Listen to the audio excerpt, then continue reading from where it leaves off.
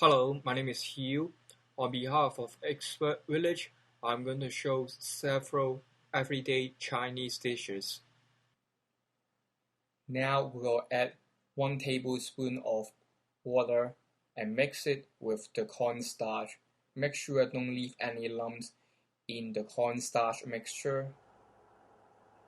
Remember, when you add the cornstarch mixture, you have to stir the food ingredients in the wok, otherwise lumps will form in the sauce.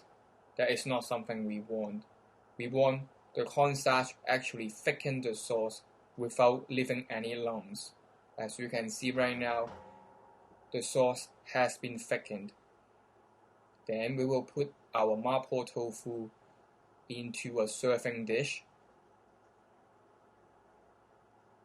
As you see, the sauce is at the right consistency at this point.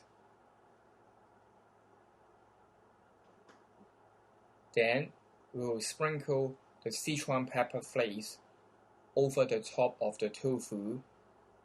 You will smell strong aroma.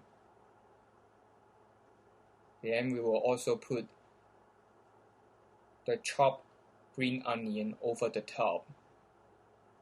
Now the Chinese Ma Po Tofu is ready.